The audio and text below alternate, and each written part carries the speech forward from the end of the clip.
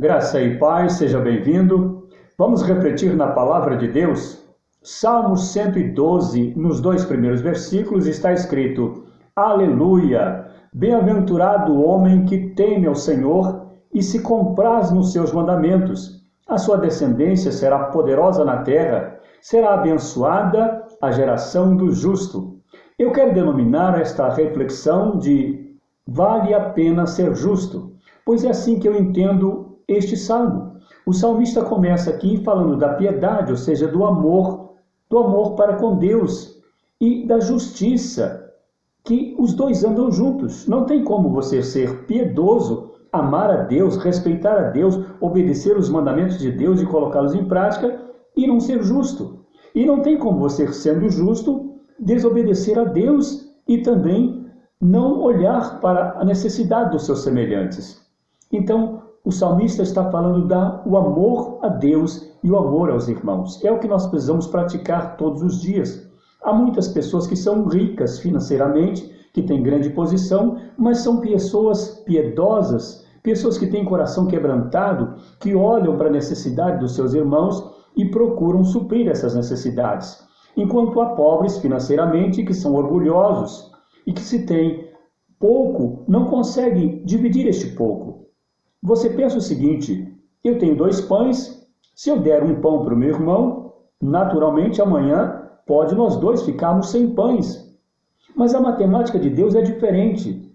Ela disse o seguinte: dá um pão ao seu irmão, e diz também: ser fiel no pouco e muito te colocarei. Então, na matemática de Deus, você dá um pão para o seu irmão e amanhã os dois vão ter pães. Porque Deus vai prover para os dois, porque há justiça entre nós, há justiça entre esses dois. E Deus não despreza o justo, Deus não despreza o caridoso, o piedoso, aquele que tem amor no coração, para com Deus e para com seu semelhante.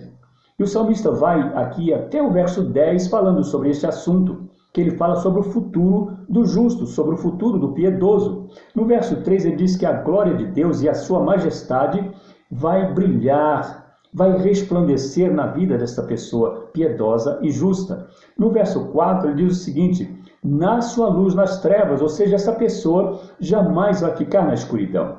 Mesmo que venha a escuridão, mas a luz de Deus vai dissipar essa escuridão e esta pessoa justa, caridosa, vai estar debaixo da luz de Deus.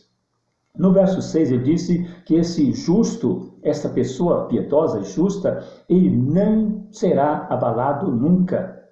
Ele não vai ficar abalado. No verso 7 diz que ele não vai temer más notícias. E o que nós estamos vendo, assistindo, ouvindo nos últimos dias? Más notícias. Rumores de guerra, terremotos, maremotos, conflitos em vários países e internamente conflitos. As autoridades se degradando. Os homens que deviam estar cuidando das necessidades dos demais estão brigando entre si. Então, más notícias que estão chegando todos os dias. Mas o homem justo não teme essas coisas, porque ele tem confiança em Deus. Ele é justo, ele é piedoso, ele ama a Deus, ele sabe que Deus o ama. Então ele segue em frente. No verso 8 ele diz o seguinte: este homem tem um coração bem firmado. Este homem tem, no verso 9, está dizendo que ele tem a mão aberta. Ele se compadece daqueles que estão à sua volta. Muitas pessoas estão passando necessidades. E alguns pensam, é porque não trabalham, porque são preguiçosos. Alguns realmente são. E esses Deus disse que passem fome. É mistério que ele não come se não quer trabalhar. Mas nem todos que estão passando necessidade, privações, são preguiçosos. Há adversidades, há coisas que acontecem, que as pessoas acabam ficando com as mãos vazias.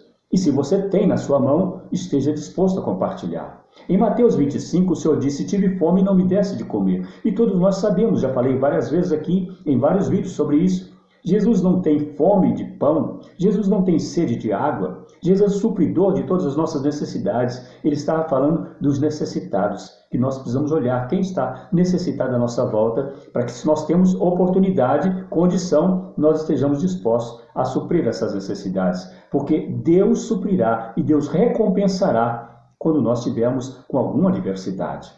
Agora, no verso 10, é o inverso de tudo, é o reverso, é o outro lado da moeda. Fala do perverso. O perverso não faz nada disso. Ele não tem piedade, ele não tem amor para com Deus, ele não tem respeito para os mandamentos de Deus, a lei de Deus, e muito menos para com os seus semelhantes. Ele tem para si e os outros que se danem, os outros que fiquem aí, perecendo se quiserem. E como muitos dizem, que vai trabalhar, mas às vezes não tem trabalho, não tem emprego, não tem porta aberta. Então precisamos fazer algo. E o principal a ser feito é amor, é piedade, é justiça. Isso nós podemos fazer.